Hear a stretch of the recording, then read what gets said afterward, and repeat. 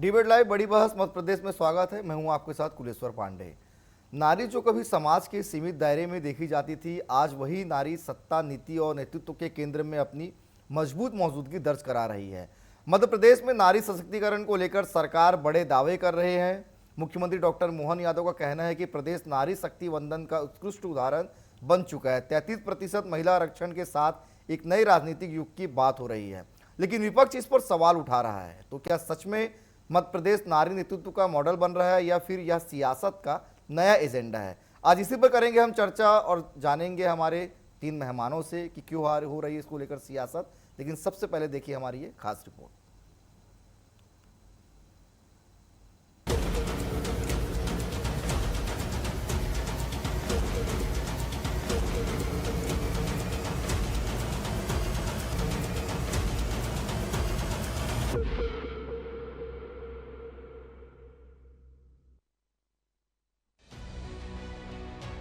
मध्य प्रदेश की पहचान केवल सांस्कृतिक विरासत तक सीमित नहीं, बल्कि नारी नेतृत्व की मजबूत परंपरा भी यहाँ की पहचान रही है। रानी दुर्गावती और अहिल्याबाई होलकर जैसी ऐतिहासिक हस्तियों ने शासन और साहस का उदाहरण पेश किया। आज उसी विरासत को आगे बढ़ाने की बात की जा रही है।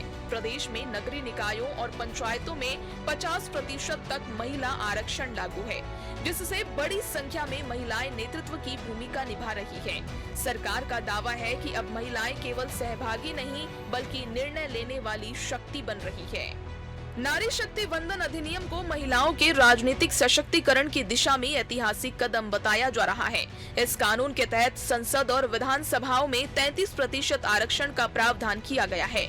सरकार का मानना है कि इससे लोकतंत्र अधिक समावेशी और संतुलित बनेगा। महिलाओं की भागीदारी बढ़ने से नीति निर्माण में संवेदनशीलता और विविधता आएगी। इसे नए राजनीतिक युग की शुरुआत के रूप में देखा जा रहा है, जहां आधी आबादी को निर्णय प्रक्रिया में बराबरी का स्थान मिलेगा। नारी शक्ति वंदन अधिनियम के अंतर्गत माननीय प्रधानमंत्री द्वारा बहनों को 33% का लोकसभा विधानसभा के माध्यम से जो आरक्षण देने का निर्णय हो रहा है, सच में वो इस सदी का सबसे बड़ा निर्णय है, जिसके माध्यम से हमारी दुनिया का सबसे बड़ा लोकतंत्र गौरवान्वित होगा। मैं अपनी ओर से माननीय प्रधानमंत्री जी का आभार मानता हूँ। पूरे देश में सभी माताओं बहनों सबको अत्यंत प्रसन्नता है और सच में आधी आबादी को उनका हक दिलाना ये बड़ी गौरव की बात है हमारे लिए। यद्यपि अतीत के काल से बहनों ने कोई भी दायित्व दिया हो, हर दायित्व का निर्वहन अपनी शक्ति लगा करके इसको सार्थक सिद्ध करते हुए बताया है। हालांकि विपक्ष इस पूरी प्रक्रिया पर सवाल भी उठा रहा है। कांग्रेस का कहना है कि नारी शक्ति वंदन अधिनियम का उद्देश्य सही है, लेकिन इसके क्रियान्वयन को लेकर कई शंकाएं हैं, जैसे इसे लागू करने में देरी क्यों, ओबीसी महिलाओं के लिए अलग प्रावधान क्यों नहीं, और क्या ये केवल चुनावी रणनीति का हिस्सा है। विपक्ष का मानना है कि कानून तभी प्रभावी होगा जब इसे समय पर और पूरी पारदर्शिता के साथ लागू किया जाए। नरेंद्र मोदी का घिनौना षड्यंत्र है भारत के 2 टुकड़े करने का। उत्तर भारत अलग, दक्षिण भारत अलग। दक्षिण भारत में इनकी दाल गलती नहीं है, बीजेपी वाले और आरएसएस वालों की। तो ये षड्यंत्र कर रहे हैं।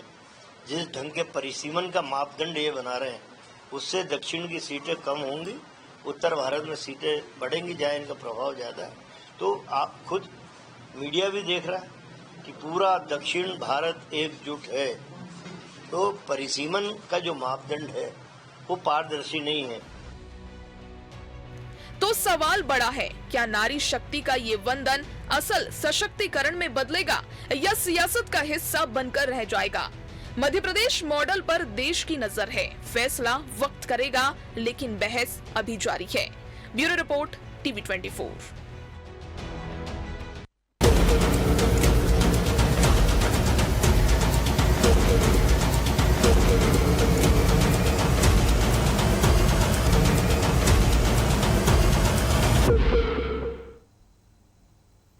तो बिल्कुल 33% महिला आरक्षण को लेकर जो है लगातार अब सियासत जो है गरमाता हुआ नजर आ रहा है, चाहे वो मध्य प्रदेश हो चाहे वो देश हो। एक और बीजेपी जो इसे आधी आबादी के लिए बेहतर बता रही है, तो वहीं कांग्रेस भी कई सवाल इसमें खड़े कर रही। तो चलिए इसी पर करेंगे चर्चा। हमारे साथ 3 बेहद खास मेहमान जुड़ चुके हैं। डॉक्टर वाणी जी हमारे साथ, बीजेपी प्रवक्ता, स्वागत करता हूँ मैं उनका। संगीता शर्मा जी है, कांग्रेस की प्रवक्ता, उनका भी स्वागत करता हूँ। आरती जी है हमारे साथ, वरिष्ठ पत्रकार, उनका भी स्वागत करता हूँ।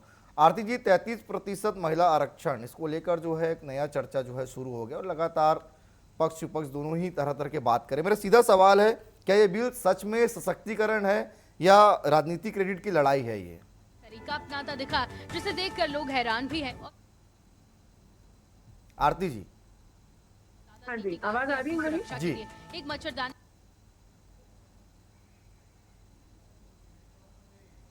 हेलो।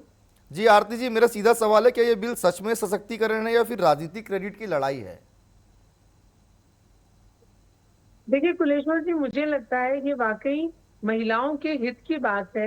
सिर्फ 33% आरक्षण सिर्फ इसलिए नहीं कि महिलाएं तो आधी आबादी कही जाती है, मेरा तो कहना यह है कि इसे 50% ही कर दिया जाए। लेकिन शुरुआत के दौर पे अगर हम इसे देखा जाए तो मुझे लगता है कि महिलाओं के लिए बहुत अच्छा एक बहुत ही प्रशंसनीय पहल है, जिसमें महिलाएं नेतृत्व के एक जो है पायदान पर जा रही हैं और आगे बढ़ रही हैं। जिस तरीके से हम मध्य प्रदेश में देख रहे हैं, यहाँ पर पहले से भी जो है इस तरीके से आरक्षण महिलाओं को दिया जाता रहा है, लेकिन अब जिस तरीके से नरेंद्र मोदी जी ने पूरे देश में इसे सदनों में पारित किया है और आने वाले समय में ये रहेगा, ये निश्चित तौर पर महिलाओं के लिए एक नए युग की शुरुआत की तरह देखा जा सकता है। ठीक है वाणी जी, 33% आरक्षण की बात आप लोग कर रहे हैं, लेकिन इसका कोई टाइमलाइन तय नहीं है। इसमें कांग्रेस ये सवाल उठा रही है कि जनगणना जो है उसमें दिक्कत है, परिसीमन में दिक्कत है। ये तमाम सवाल जो है कांग्रेस लगातार कर रही है। मैं मातृशक्ति जो इस चर्चा में उपस्थित है, आप सबका अभिनंदन करती हूँ और शुभकामनाएं देती हूँ। पूरे प्रदेश में, इस प्रदेश में हम महिला आरक्षण का इस बिल जो हम इस अधिनियम के पारित होने का और उसके प्रभाव की प्रतीक्षा कर रहे हैं, ये एक पर्व से कम नहीं है, ये एक मील का पत्थर साबित होगा।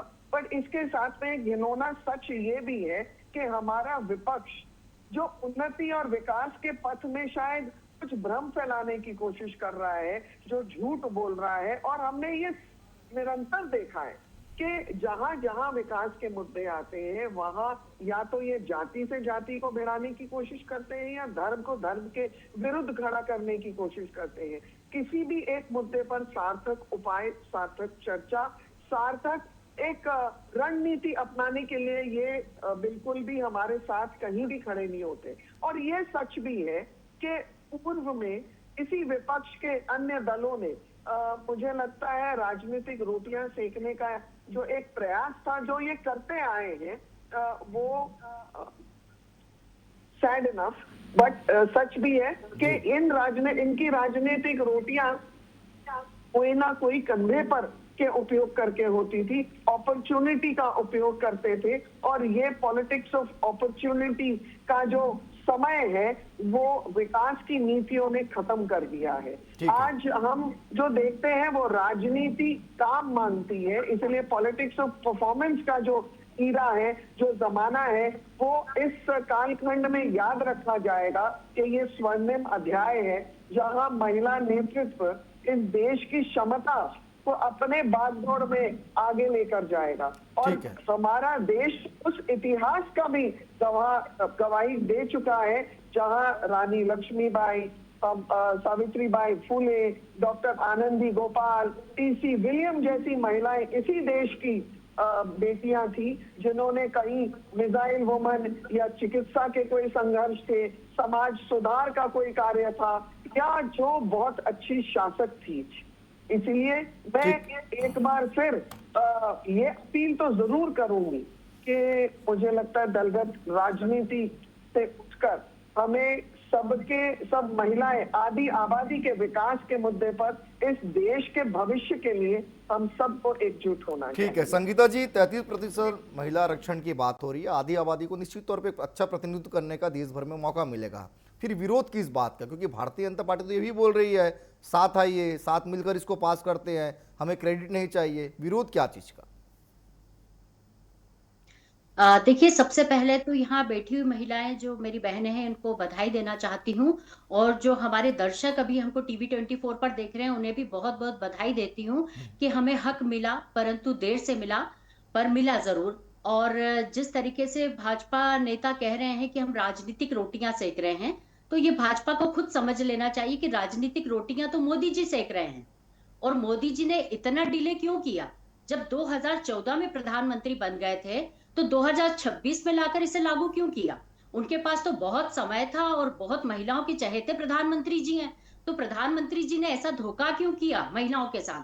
2024 में भी महिलाओं को प्रतिनिधित्व मिल सकता था, जो उन्होंने 2029 पर लाकर इसे टिका दिया। हमारा विरोध बिल्कुल भी नहीं है इस बिल को लेकर। मैं आपको सुधार भी करना चाहती हूँ कि जो भी अगर मंच से ये बात कह रहे हैं कि विपक्षी दलों का विरोध है, तो वो स्पष्ट समझ लें कि विपक्षी दलों के कारण ही ये बिल पास हुआ है। और ये बिल पास सितंबर 2023 में हुआ है।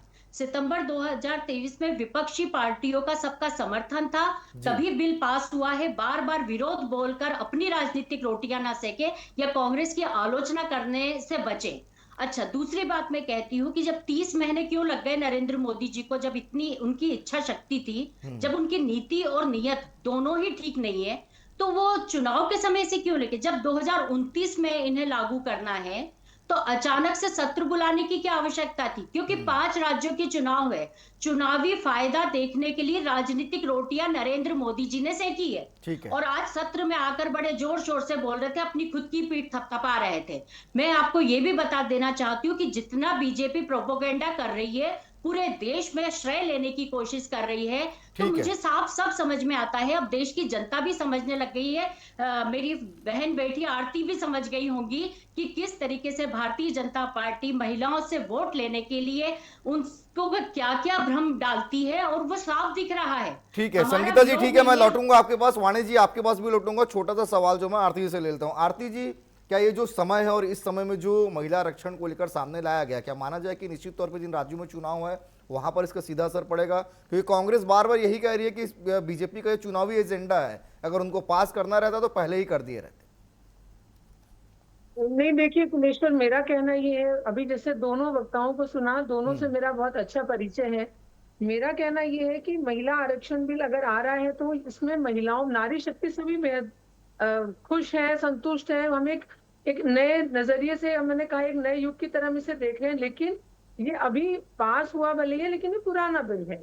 मेरा कहना ये है कि इसे चुनावी नजरिए से ना देखकर अगर हम सच में नारी शक्ति के आधार पर देखें, तो महिलाओं का जमीन पर सशक्त होना एक वो बहुत जरूरी है। बिल्कुल। वो जो हम लोग चाह रहे हैं कि विधानसभाओं में, लोकसभा में उनका प्रतिनिधित्व उन्हें मिले, उनके अंदर वो जागरूकता फैले। और जैसा कि मध्य प्रदेश में मैंने बताया पहले भी कि यहाँ पर पहले से नगरीय निकायों में आरक्षण है, पंचायती स्तर पर आरक्षण है, लेकिन फिर भी कई बार देखा जाता है कि जमीनी स्तर पर जब आप देखेंगे तो उनमें आपको पता चलता है कि महिला के बजाय उनकी सीट का जो प्रतिनिधित्व है वो पुरुष कर रहे होते हैं। तो इस तरह की स्थिति जो है वो ना आए। मेरा सिर्फ इतना कहना है कि अच्छी शिक्षा, अच्छा स्वास्थ्य, अच्छा प्रतिनिधित्व महिलाओं को मिले, आर्थिक रूप से वो सक्षम हो और इसकी मॉनिटरिंग सख्त हो, ये इम्प्लीमेंट तरीके से हो, ये जरूरी ठीक है। है, ठीक है। वाणी जी जवाब दे दीजिए संगीता जी के सवालों का। मैं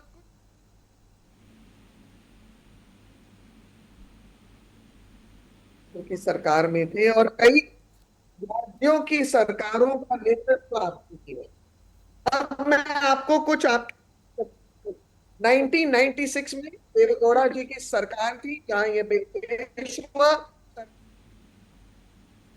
2024 तक सिर्फ राजनीतिक ड्रामे हुए। 2010 में सोनिया गांधी के नेतृत्व में यूपीए सरकार इस बिल को 4 वर्षों तक उन्होंने पेश नहीं किया। 1998 में आरजेडी के एक सांसद यादव जी, मैं नाम भी आपको बता देती हूँ, आपकी गठबंधन की सरकार थी, विधेयक की प्रति फाड़ दी थी, सुरेंद्र प्रकाश यादव। अब आप मुझे बताइए नौटंकी किसने की? दूसरी चीज, जब हम बात कर रहे हैं 2023 में इस बिल को पास किया है, सर्वसम्मति से पास किया है, आपने नहीं पास किया है, सबकी सहमति से पास हुआ है। विपक्ष ने कुछ विपक्ष के नेताओं ने हो सकता है एंटी वोटिंग की हो, लेकिन मेजोरिटी ने फॉर दिस बिल वोट किया, इसलिए वो पारित हुई। और संगीता जी, जिस नेतृत्व की आप बात कर रहे हैं, उनकी राजनीतिक महत्वाकांक्षाएं इच्छा शक्ति में कभी बदल नहीं पाई। माननीय नरेंद्र मोदी जी की इच्छा शक्ति और उनकी नेतृत्व की क्षमता ने आज ये दिन दिखाया है कि हम साक्षात रूप में इस बिल का प्रभाव देख रहे हैं। ये बिल एक राजनीतिक स्टंट नहीं है, ठीक है। ये वास्तव में आज उतर के पटल पर हमें नेतृत्व की क्षमता देगा, हमें अपने जीवन को सुधारने की एक अवसर देगा, हमें उन महिलाओं के लिए जो बेटियां पढ़ना चाहती हैं, कैरियर बनाना चाहती हैं, उसमें क्षमता देगा। महिला सांसद जो आएंगी अपने पटल पर, वो शिक्षा स्वास्थ्य के बारे में चर्चा कर पाएंगी, भ्रष्टाचार हम कम कर पाएंगे, हम जीडीपी की उन्नति पर लेके आएंगे, हम महिलाओं के खिलाफ जागरूकता लाएंगे। ठीक है, ठीक है, ठीक है हमारा वाणी जी, मूल संगीता जी से ले सिद्धांत लेता हूं मैं और छोटा मुद्दा सवाल। ठीक है, महिलाओं का है। ठीक है, ठीक है। संगीता जी देखिए, अगर ये 33% आरक्षण बिल का आप लोग भी समर्थन करते हैं तो निश्चित तौर पे देखिए प्रतिनिधित्व तो महिलाओं को ही मिलेगा, इसमें आप ही लोगों का फायदा है। मध्य प्रदेश में वैसे ही मोहन सरकार जो कितना सारे काम कर रही है, तो क्या इसमें क्या आपको कमी लग रहा है जो आप लोग लगातार कह रहे हैं? देखिए, पहली कमी तो ये कि मोदी जी ने इसे डिले किया, और जब जब चुनाव आए इस बिल के नाम से उन्होंने वोट बटोरने का काम किया। सितंबर 2023 में जब हम इसे पारित हो गया था, ये संसद में पारित होने के बाद 30 महीने उन्होंने डिले किया। 2024 में भी वे महिलाओं को प्रतिनिधित्व दे सकते थे। ठीक है, हमने तो हमारी और सोनिया गांधी जी ने कई बार पत्र लिखकर नरेंद्र मोदी जी को कहा कि इस बिल को लागू करिए, परंतु नरेंद्र मोदी जी ने एक बात कही कि जब तक जनगणना नहीं होती, जब तक परिसीमन नहीं होता, तब तक इसे लागू नहीं किया जा सकता। अब आप बताइए कि आज भी जनगणना नहीं हुई है, आज भी परिसीमन नहीं हुआ है, परंतु मोदी जी अपनी ही बात से मुकर गए और अब अपनी ही बात को हटाकर और आज उनको अर्जेंट बुलाकर और करना पड़ा। तो आप स्पष्ट तौर पर समझ लीजिए कि चुनावी फायदा देखने के लिए, महिलाओं का उपयोग वोट के लिए करने के लिए नरेंद्र मोदी जी इस तरीके की नौटंकी, इस तरीके का ड्रामा करते हैं। जहां तक बात है, अभी हमारी बहन कह रही थी कि पंचायतों में, नगर पालिकाओं में 33% 50% आरक्षण ऑलरेडी मिल रहा है।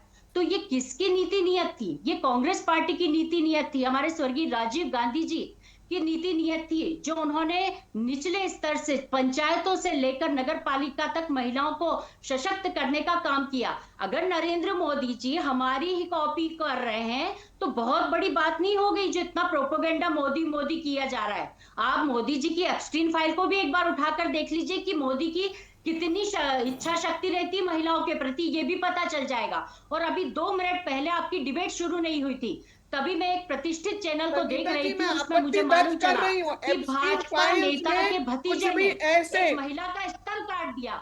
ये भाजपा परिवार की महिलाओं के प्रति सोच है क्या? ये मैं इनकी भाजपा प्रवक्ता से पूछना चाहती हूँ।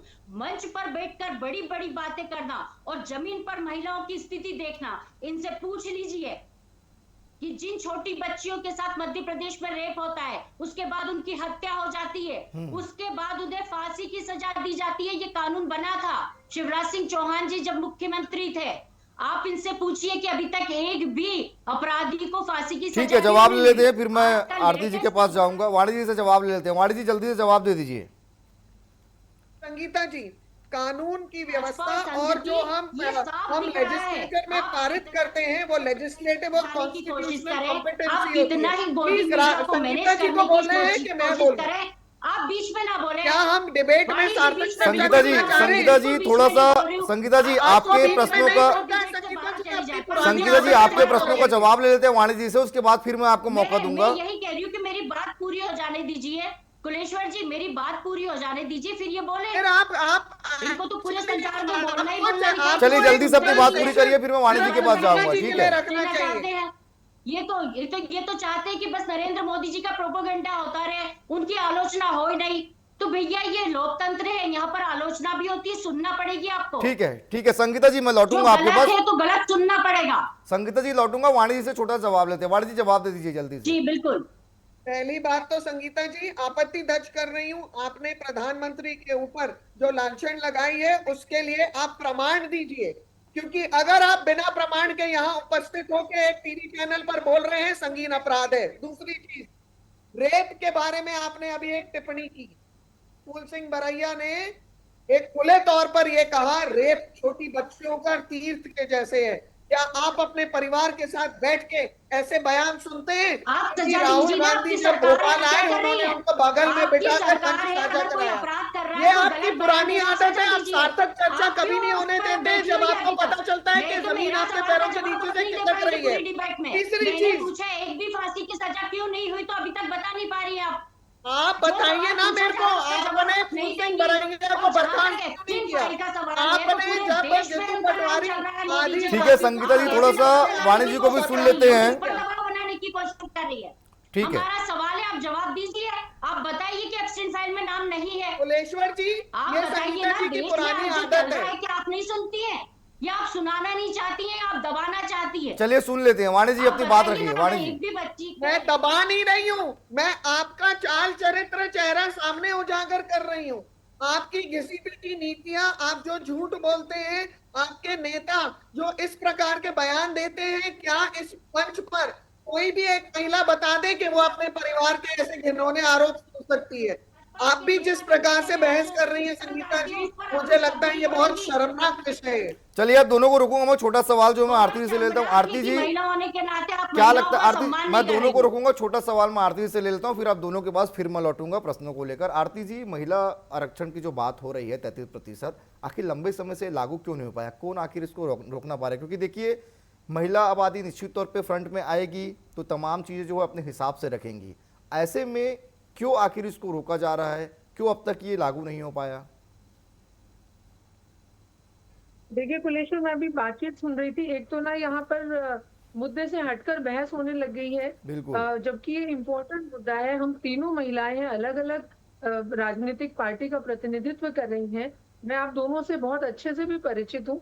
मेरा कहना ये एक इम्पोर्टेंट बिल है जिस पर हम लोगों को इस बात पर बहस करनी चाहिए, या इस बात पर हमें मुद्दे उठाने चाहिए। चिंतन इस बात पर हो कि महिलाएं नेतृत्व के तौर पे कितना वो सक्षम हो, कहाँ वो आगे जाए। बिल अगर आ गया है और वो 2029 तक भी पास होने के हमें वक्त है, तो हम उसमें कितना जमीनी स्तर पर हम काम करें।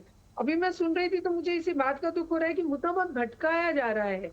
अभी हम लोगों को बहस इस बात पर करनी चाहिए कि महिलाएं कितने आर्थिक रूप से सक्षम हो और वो राजनीतिक नेतृत्व उनके हाथ में कितना उनको सबल बनाए। यहाँ ये इम्पोर्टेंट मुद्दा है कुलेश्वर जी। आरती जी, मेरा इसमें एक छोटा सवाल आपसे ये भी है कि ओबीसी महिलाओं का मुद्दा इसमें कितना वैध है? क्या इसके बिना ये बिल अधूरा माना जाएगा? अभी तो कुलेश्वर मुझे लगता है महिलाएं ही अपने हक को पाले। फिर महिलाओं में आरक्षण का मैं बहुत ज्यादा मैं पक्षधर नहीं हूँ, तो मुझे लगता है पहले महिलाओं को ही उनका उचित प्रतिनिधित्व मिले, उसके बाद हम इस मामले पर आगे बात करें। ठीक है वाणी जी, चलिए अपनी बात को रख लीजिए। संगीता जी, मैं आपको ही मौका दूंगा, पहले वाणी जी को सुन लेते हैं। बीच में संगीता जी ना टोके, ऐसा आश्वस्त आप मुझे करें जी। देखिए, महिलाओं का आप पूरी डिबेट फिर से उठा के सुन लीजिए, किसने बीच में शुरू किया था। ठीक है संगीता आप जी, फिर से एक डिबेट एक उठा करके कर देख बोलेंगे तो लीजिए, देखिए आपने शुरुआत की है। बातें सकारात्मक होगी। एक एक करके अपनी बात रखिए। सबसे पहले वाणी जी को मौका दे रहा हूँ, फिर मैं आपके पास लौटूंगा। वाणी जी, आप क्या पूछना चाहते हैं? जिस तरह से संगीता जी लगातार बातें कह रही है कि बिल से हटकर जो बात हो रहा है कि मध्य प्रदेश में अपराध के आंकड़े बढ़ रहे हैं, महिलाओं पर अत्याचार हो रहे हैं, बच्चियां सुरक्षित नहीं है, फिर किस मुंह से आरक्षण की बात कर रहे हैं? देखिए, सबसे पहले तो हम ये समझे कि जो कांग्रेस का कार्यकाल था वहां पर FIR रिपोर्ट नहीं होती थी, मुकदमे दर्ज नहीं होते थे।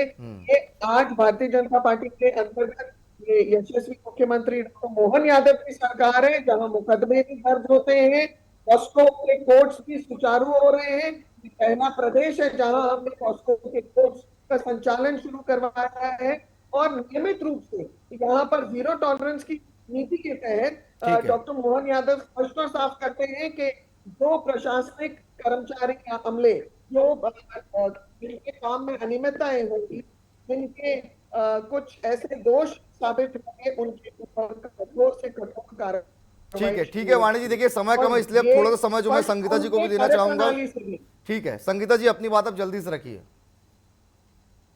देखिए कुलेश्वर जी, मुझे हंसी आती है भाजपा प्रवक्ताओं को सुनकर कि वो 60 साल पीछे चले जाते हैं, कांग्रेस की गवर्नमेंट पे चले जाते हैं, अपने मध्य प्रदेश के 22 सालों का हिसाब नहीं देते हैं कि 22 सालों में कितने अपराध हुए हैं। एनसीआरबी की रिपोर्ट से हर बार मध्य प्रदेश शर्मिंदा होता है और भाजपा के ही कितने नेताओं के नाम उसमें शामिल हो रहे हैं। अब इनकी सरकार होने के बाद ही 60 साल पहले, 40 साल पहले जाकर कहते कांग्रेस ऐसी। कांग्रेस की जितनी आलोचना करना कर लीजिए, आपकी दाल रोटी कांग्रेस की आलोचना से चल रही ठीक है, है। हमारी नहीं चल रही है। हाँ, ये जरूरी कि हम महिला सशक्तिकरण की बात करते हैं और आप महिलाओं का लाभ लेने की बात करते हैं। अंतर सिर्फ इतना है, आप है। वोट के लिए राजनीति करते हैं और हम महिलाओं को सशक्त करने के लिए करते हैं। चलिए ठीक है, जो समय भी इंदिरा इजाजत जी ने नहीं दे रहा, किया, इसलिए अब नेहरू इस विषय को यहीं पर समाप्त करना पड़ेगा। आप तीनों मेहमान का बहुत धन्यवाद हमारे साथ जुड़ने के लिए। तो कुल मिलाकर जिस तरह से महिला आरक्षण की बात हो रही है, उसको लेकर जो है कांग्रेस और बीजेपी जो एक बार फिर से आमने सामने है, आरोप प्रत्यारोप का दौर, और एक दूसरे पर कई मामले को लेकर जो है सियासत साफ तौर पर देखने को मिल रहा है। फिलहाल आज के लिए इतना ही, कल किसी और विषय के साथ होगी मुलाकात। मुझे दीजिए इजाजत, धन्यवाद।